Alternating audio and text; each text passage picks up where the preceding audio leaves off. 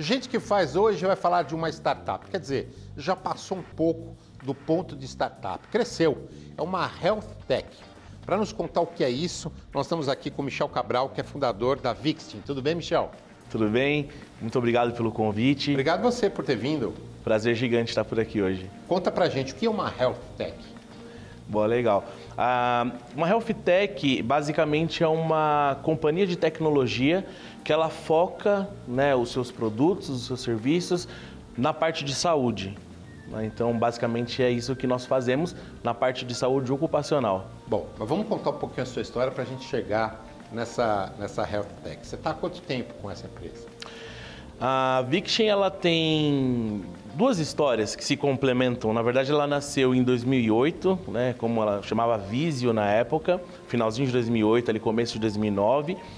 Mas depois de 10 anos nós reposicionamos, ela nasceu como uma consultoria, depois de 10 anos nós reposicionamos a empresa para virar uma health tech, uma empresa de tecnologia. Ótimo. Vamos voltar lá, vamos voltar na sua infância.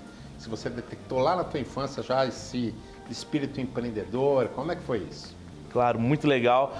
Bem oportuna a pergunta, na verdade, até não poderia falar um pouco da minha história sem fazer referência ao meu pai, por exemplo, né? Porque a história do meu pai também é muito bonita, ele não está mais aqui com a gente, ele faleceu em dezembro de 2020, vítima de um câncer, mas basicamente se hoje eu estou aqui, se a empresa está nesse perfil, ele com certeza ele participou bastante. Então vamos lá, você falou que nasceu na periferia de São Paulo. Isso, onde? Nasci em Guaianazes. Guaianazes, Zona Leste, extremo da Zona Leste, quase fora de São Paulo já. Quase fora de São Paulo. E lá, tua vida era uma vida regrada, uma vida simples. Bastante simples. A minha família em si, a gente não chegou a passar fome, a gente não teve nenhum problema assim muito mais grave, até porque meu pai, ele sempre trabalhou bastante, né? Eu contei que ele resumi a história dele, mas ele com 19 anos ele casou com a minha mãe e ele logo quando a Telesp estava começando a nascer em São Paulo, ele já começou a trabalhar lá, então ele fez um curso de telecomunicações, logo ele cresceu, então a minha família teve uma certa estabilidade, nada de nem perto de uma classe média, mas a gente nunca passou graves problemas, né? Mas eu sempre estudei em escola pública, passei todas as dificuldades ali que um jovem de periferia ele passa, mas não cheguei a morar na favela, por exemplo, era uma casa mesmo, mas permeado por tudo isso. E aí, como é que foi tua opção de carreira? Você teve essa oportunidade para estudar, para escolher sua carreira ou trabalhando já desde cedo? Na verdade, eu sempre gostei muito de vender, né? Desde quando era muito pequeno. Às vezes eu lembro que eu pegava o café que minha mãe fazia, eu ia para um ponto de ônibus e levava um copinho para tentar vender para as pessoas. Então eu sempre tive isso muito forte em mim, esse lance de tentar vender. Eu brinco que eu vendo até avião caindo, assim, eu gosto muito disso, eu gosto realmente dessa parte comercial. E quando eu fiquei um pouco mais velho, apesar de ter estudado a vida toda em escola pública, eu sempre tive uma ambição que era ter um negócio, oferecer oportunidade para outras pessoas, então isso em mim sempre foi muito forte. Tanto é que eu trabalhei pouquíssimo tempo, na verdade, num perfil mais colaborativo, num perfil de CLT. Eu fiz um estágio na época, um estágio não remunerado. Se formou no ensino médio? Isso, e aí eu fiz um curso de especialização em segurança do trabalho. Tá. E aí eu fiz um estágio não remunerado na época, né, numa companhia. Saindo de lá eu trabalhei pouco tempo numa empresa privada, uma das maiores empresas fabricantes de aço do mundo. E trabalhei um tempo também embarcado na Petrobras. Né? Então, mas foi pouco tempo. Navio ou em plataforma? Em plataforma. Eu fazia parte de um terceiro. Foi bem diferente, eu acho que foi uma experiência que contribui de uma maneira geral, né, para uma formação de profissional também, de viver uma situação um pouco mais extrema, assim, mas logo eu percebi que o mercado ele precisava de fato de alguma consultoria um pouco mais personalizada para as empresas, né? Porque o nosso segmento mesmo de saúde ocupacional, ele é um segmento muito clichê, muito engessado, muito commodity, então todo mundo sempre pensa muito dentro da caixa nesse segmento, né? E aí, por exemplo, uma empresa ela presta serviço, uma consultoria, ela presta serviço para N setores diferentes. Geralmente eles montam o mesmo processo, com os mesmos fornecedores para atender qualquer tipo de cliente. Mas, prateleira, né? Exatamente. E quando a gente olha para o mercado, pô, hoje nós temos clientes como a Ambev, XP Investimentos, Stone Pagamentos, Gympass. São empresas que têm processos totalmente diferentes, riscos diferentes. E aí a minha visão na época, já entendendo essa performance do mercado, foi de tentar levar uma opção onde a gente conseguisse personalizar para o cliente exatamente o que ele precisava mesmo. E aí, qual que foi o desafio? Estamos falando ainda em segurança do trabalho. Isso. Tá. Exato. Que era a tua área ali de estudo, né? Exatamente. Mas assim, quando você deixa essa vida de CLT e decide virar empreendedor, quando você percebe isso? Exato. Foi logo, como eu falei, eu passei pouco tempo nessas companhias, né, privadas, e logo quando eu tinha 20 anos eu comecei a empreender, né? Foi realmente bem cedo. Meu primeiro escritório, na verdade, foi dentro do escritório do meu pai, que eu não queria pagar aluguel. Uhum. Então, minha primeira secretária foi a minha mãe, mas graças a Deus, logo depois disso a gente conseguiu estruturando, então... Hoje a gente já tem 100 funcionários, a empresa realmente ela conseguiu se estabilizar, mas o começo basicamente foi esse. Tá certo. E aí essa passagem se dá quando você detecta isso e como você monta a empresa? Já com cliente, sem cliente? O que era a empresa? Que empresa era essa que você monta e com quantos anos? Legal. Ótima pergunta também. Na verdade, eu tinha 20 anos, né, quando eu percebi que o mercado ele passava por essa necessidade, por essa dor. E aí foi quando eu montei, eu rabisquei mesmo, rascunhei como que eu poderia oferecer esses serviços. E é até engraçado, porque na época que eu comecei a desenvolver isso ali, final de 2008, começo de 2009, não era como essa nova geração do empreendedorismo, porque tem uma divisão de mundos antes de 2015 e depois de 2015, quando hoje em dia a gente até brinca, né, que tem bastante empreendedor de PowerPoint, que você monta um projeto, apresenta para o investidor, o cara coloca 12 milhões, 15 milhões, 20 milhões, você contrata gente do mercado, você tem ideia legal e talvez rode. Mas na minha época era uma outra realidade, né, quando eu comecei ali literalmente a desenvolver. Então eu falo que a nossa musculatura como companhia é outra, porque a gente foi muito mais cascudo, né, durante o tempo. A gente foi aprendendo. Então, qual que era a opção de vender na época? Quase lista telefônica, eu não cheguei a pegar a lista telefônica, mas era praticamente isso na internet, era uma lista digital. Também de porta em porta, então chegava nas empresas próximas ali ao escritório do meu pai, pedia para falar com quem cuidava da parte, né, de segurança do trabalho e saúde ocupacional, já tinha montado ali um formato de apresentação e logo nos primeiros 6 meses eu consegui vender para algumas empresas. E eu consegui perceber que realmente daria certo, porque quando a gente mostrava a ideia do negócio que a gente faria, realmente encantava as pessoas. Então era você com você mesmo? No começo sim, minha mãe como minha secretária. E o que você oferecia nessas empresas onde você batia? Eu oferecia um formato de gestão exclusiva. Então, por exemplo, quando a empresa ela não tem um determinado tamanho, talvez ela não precise de um representante de segurança do trabalho. E aí, geralmente, é uma pessoa do financeiro, quando a empresa é muito menor, ou do RH, que cuida, toma conta disso. Mas não é a especialidade dessa pessoa. Então, basicamente, a ideia no começo era oferecer uma solução onde eu fosse meio que o consultor dessa empresa. Então, fazia uma visita na empresa, observava onde poderia ter riscos, fazia um relatório, compilava isso de uma maneira mais clara, né, não tão técnica para que o cliente conseguisse entender e ajudava, inclusive, ele fazer, né? Então, dimensionava extintores, olhava toda essa parte importante ali para que, caso ele tomasse uma fiscalização, ele já estivesse dentro das circunstâncias normativas que o Brasil exige, né?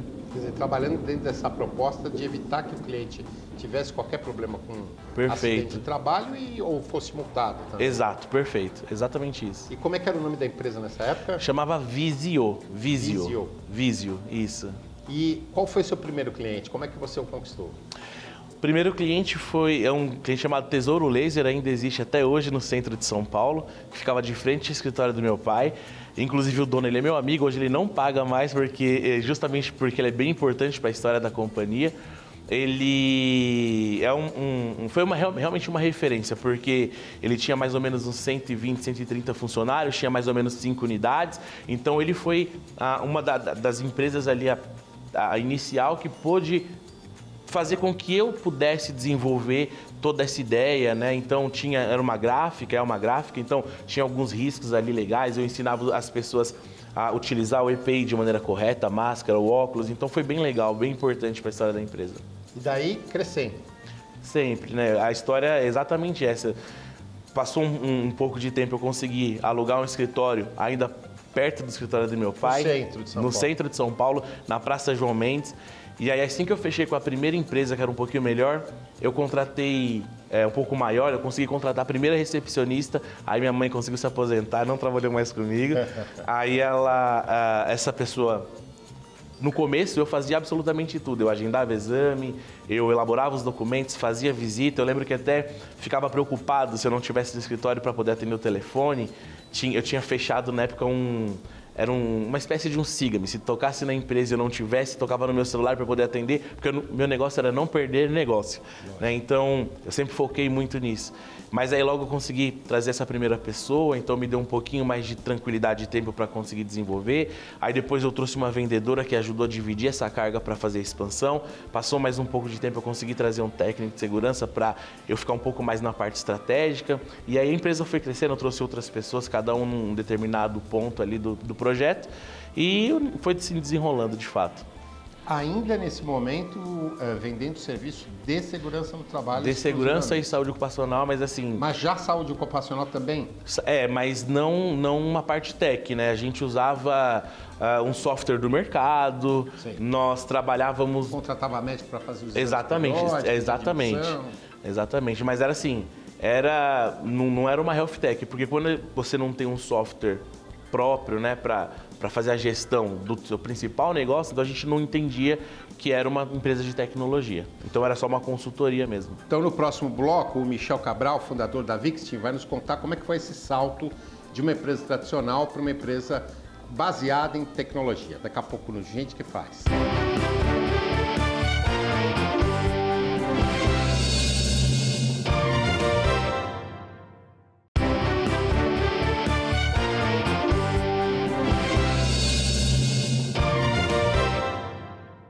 Gente que Faz de hoje está contando a história de uma Health Tech.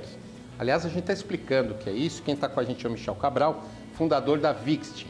O Michel, no primeiro bloco, nos contou a história da empresa antes do salto tecnológico. Que foi quando esse salto tecnológico, Michel? Foi ali em meados de 2018 e 2019. 2018 e 2019. Isso. Como é que você chegou a essa conclusão? Como é que você deu esse salto?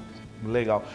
Olhando o mercado, eu comecei a perceber que, literalmente, nós estávamos oferecendo mais do mesmo, né? O nosso foco nunca foi ser escolhido por preço, e sim pelo valor que a gente gera, né, nos nossos clientes. Na época, nós usávamos um software que é hoje o que praticamente todas as empresas do mercado utilizam também. Os credenciados, os médicos a nível nacional, geralmente eles são os mesmos, porque eles estão nos municípios, né, específicos. Os processos, eles eram, apesar de serem personalizados, mas ele tem que ser embasado na legislação, então algumas coisas eram bastante similares. Eu lembro que em um determinado momento eu estava participando de um bid, né, de uma negociação com uma empresa bem grande, e nessa negociação, né, a gerente ela tinha me perguntado qual que era o grande diferencial da Vixting, né? E aí, óbvio que na hora ali a gente falou, né, falei algumas coisas que a gente tinha, mas foi a hora que eu fiz uma reflexão, que a gente precisava ir além, que a gente precisava ter alguma coisa que de fato nos deixasse únicos no mercado. Você mesmo ali defendendo a empresa percebeu, poxa, eu estou falando... Sem dúvida, isso é bem importante o empreendedor ele conseguir enxergar, porque é quando você coloca o seu ego de lado, você olha para realmente entender a dor do seu cliente. É isso que fez a gente crescer tanto. Porque quando eu comecei a participar de alguns eventos de tecnologia para RH, inclusive de fora do Brasil, e alguns aqui do Brasil também, e eu percebi que o que o mercado de saúde ocupacional estava entregando para as empresas era muito distante desse novo momento do mercado de RH, para onde estava indo, para onde estava caminhando ali em 2015, 2016, 2017. Na época já era 2019, mas já tinha dado um salto, inclusive. E aí foi quando eu realmente entendi o poder da palavra escalabilidade. Escalabilidade. Me diz alguma coisa, você já tinha quantos clientes nesse momento? Nessa época a gente já tinha em torno de 150 clientes. Uau, mas você cresceu de 0 a 150 em quanto tempo? Então, levaram mais ou menos 10 anos, né? 10 Foi quando, anos. de Mas mesmo assim é um crescimento importante, rápido. Ainda mais para consultoria, né? Consultoria não é tão simples de vender, então... E de manter. E de manter, principalmente. Como é que é o segredo para o empreendedor manter um cliente, não perder um cliente? É a sua presença no cliente? Como é que é? Porque é possível, em 150 clientes, você estar presente em tudo. Legal porque até hoje, a Viction, ela não cobra multa em contrato. Diferente de qualquer outra empresa do mercado concorrente, nós não cobramos multa, né? Porque nós entendemos que o cliente... Multa para encerramento de contrato. Porque nós entendemos que nós precisamos manter a régua sempre muito alta no nível de atendimento. Inclusive, todo o meu time sabe disso, né? Que eles têm que atender todo dia em alto nível, justamente porque o cliente ele não tem obrigação e responsabilidade, caso ele não esteja satisfeito, de manter ali com uma parceria com a gente. Então, eu acho que o grande segredo é justamente esse. Acho que uma das palavras mais importantes que pode identificar o ser humano é empatia. Quando a gente se coloca no lugar de outra pessoa, né? Mesmo seja como amigo, seja como profissional... Quando você se coloca e você tenta entender que muitas vezes você tem parte, por exemplo, aconteceu um problema, você talvez tenha não explicado direito alguma coisa e você assume a responsabilidade e atende, resolve a dor do cliente, o problema dele, eu acho que esse é a grande sacada que o empreendedor pode ter para ele manter uma parceria sempre tão longínqua. Hoje, só para você ter uma ideia como eu acredito nisso, o nosso churn rate é abaixo de 1%. Então, assim, de saída de cliente, hoje nós temos aproximadamente 450 clientes, né? Dentre eles Ambev, como eu falei, XP Investimentos, Stone Pagamentos, Gympass, Domino's Pizza, Smart Fit, juntando todo esse conglomerado de companhias que nós temos, hoje nós ultrapassamos 240 mil vidas no total, né? Dentro dos nossos produtos. Vamos voltar lá, aquele salto para a tecnologia, você estava fazendo a defesa da tua empresa por uma pessoa de RH, do cliente, e você entendeu que você estava fazendo mais do mesmo. E aí? Como é que foi o clique? Bom, participando desses eventos, né, relacionados à tecnologia para RH, eu tive que literalmente redesenhar o projeto, o negócio. Então, quando eu falo de escalabilidade, é justamente porque eu pensei numa forma estratégica onde eu precisasse, onde o meu cliente não precisasse pôr a mão no processo para que tudo isso acontecesse de maneira muito organizada. Então, ali em 2019, 2020, eu percebi que a gente ia precisar desenvolver o time de tecnologia. Foi quando eu convidei meu sócio, o Denison, para fazer parte do negócio. Em 2021, eu trouxe um outro sócio, que era o Rafael, está com a gente aí, é o nosso diretor de operações. A ideia, quando ele veio, era para ajudar a gente a desenvolver toda a parte de processos internos, operacionais, melhorar os fluxos, né, tudo isso de uma maneira bem estratégica. E o Denison, ele ajudou nessa parte de desenvolvimento do time, né? Ele é um arquiteto de software, então ele fez toda a parte de estratégia e como que a gente automatiza para o cliente. Então, primeiro que nós somos a primeira empresa a integrar processos para o RH não pôr a mão, né? Então, nós integramos o nosso software com as ATS de mercado, né? Que são ATS são um software de recrutamento, né? Quando um candidato ele recebe OK, ele recebe o link da nossa plataforma e ele faz todo o processo sozinho. Ele tira foto dos documentos, então nós reconhecemos cada documento, inclusive com reconhecimento biofacial para evitar que tenha fraude. Ele mesmo faz a qualificação cadastral do PIS, então tira um trabalho do RH. E nós inovamos também no mercado porque o próprio candidato, ele mesmo agenda o exame médico dele por geolocalização. Então, imagina que numa companhia, por exemplo, né, de uma dessas que eu falei que faz 1000 admissões no mês, precisava de alguém para agendar 1000 exames. E agora o processo ele é escalável. Cada colaborador agenda e a gente sabe que a tecnologia está cada vez mais forte. Então, facilita realmente para as pessoas ali e principalmente para o RH, que pode direcionar esforços que ele fazia de maneira burocrática, operacional, para coisas mais estratégicas, como cuidar das pessoas do time, por exemplo. Quando você traz esse seu sócio, você traz estou dizendo isso e perguntando isso porque a gente está falando para empreendedores e essas experiências são interessantes. Quer dizer, você tinha um determinado perfil, estava sozinho como sócio, você fala, não, eu tenho que mudar o perfil, tenho que trazer alguém que seja mais especialista nessa área para juntar as expertises e os skills. Foi isso. Exatamente isso. Na verdade, tem a história do carregar o piano sozinho, né? Hoje, quando você faz qualquer coisa que você vai fazer sozinho, não quer dizer que não vai dar certo, mas o caminho ele acaba sendo um pouco mais complexo, um pouco mais difícil.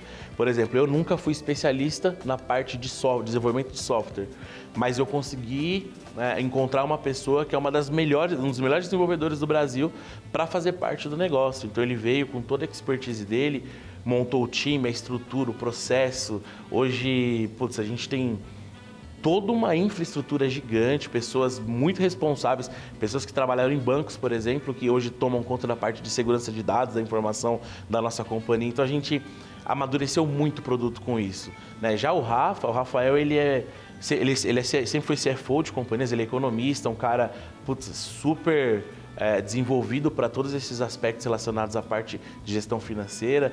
E aí, enfim, eu passei por um problema ali em 2021, um problema particular. Ele acabou até assumindo outras coisas. Hoje, ele, como eu falei, ele é diretor de operações também. E acho que essa é a grande sacada. Quando você empreende, quando você tem pessoas que combinam contigo, né? Não precisam ser parecidas. Na verdade, a gente tem que ser complementar. O sucesso do negócio ele fica muito mais próximo. Isso eu tenho certeza absoluta. Muito bem, nós estamos contando a história aqui do Michel Cabral, fundador da Vixtin. Ele contou pra gente como é que ele chegou nesse pulo, nesse salto tecnológico, desde a empresa pequenininha, desde a história dele lá, morando em Guaianazes, até chegar nesse salto tecnológico. E aí esse desenvolvimento, quanto tempo levou? Aí teve que colocar dinheiro no negócio, como é que foi isso? Legal. Como eu falei, a Vixtin ela tem um outro tipo de maturidade, porque como nós já víamos como consultoria, então nós já tínhamos clientes, já tínhamos cases de sucesso rodando, mesmo como consultoria, nós já tínhamos uma certa estrutura, então no primeiro momento ali a própria empresa ela já sustentava esse processo inicial de desenvolvimento, né, de estrutura. Então a gente conseguiu fazer literalmente ali 100% dentro de casa, todos esses, né, essa parte inicial. O software ele demorou aproximadamente um ano ali, um pouco menos de um ano. E nós tivemos que acelerar por conta da pandemia. Isso também foi bem legal, porque a pandemia, justamente pelos processos, a questão do isolamento ali ficar muito forte, o nosso software ele facilita, ele não precisa que o colaborador ele vá até a empresa para ser admitido. A gente consegue fazer uma admissão 100% digital e a gente lançou num momento muito importante. Inclusive, quando começou a pandemia, nós já estávamos desenvolvendo um ambulatório digital. Então acabou casando uma coisa com a outra e a gente cresceu. A pandemia serviu para acelerar o negócio. Sem dúvida. A gente cresceu pelo menos 10 vezes de 10 vezes? De 2021 para cá. E hoje, como é que é exatamente o negócio? Quanto ele fatura? Você falou 450 clientes, você tornou de grandes empresas. Quanto vocês faturam e como é que é o negócio? Hoje nós estamos faturando aproximadamente, a previsão de faturar esse ano é 18 milhões, mais ou menos. Ano que vem a gente tem uma proposta bastante ambiciosa, inclusive de desenvolvimentos e para expandir para fora do Brasil o negócio. Hoje nós temos como eu falei, mais ou menos 100 funcionários, né? Fomos investidos esse ano pelo Google também, né? Pelo Google Black Founders Fund. Foi bem legal, ajudou bastante a acelerar de uma maneira mais estratégica. Eles que encontraram vocês, ou vocês se inscreveram em alguma? Na verdade, eles nos procuraram. Nós participamos no ano passado, em 2021, da Endeavor, do Scale Up da Endeavor, né? E lá nós fomos contatados por eles e fizemos parte do processo. Eles gostaram muito ali do business core do negócio, então foi bem legal. Futuro, qual o próximo passo agora? Então a gente tem grandes expectativas, a gente ainda enxerga o mercado um oceano azul para o que a gente oferece hoje. Nós temos bastante ambição de continuar crescendo no mesmo ritmo. Eu acho que, de verdade, os próximos anos eles serão, apesar de bem desafiadores, eles serão muito...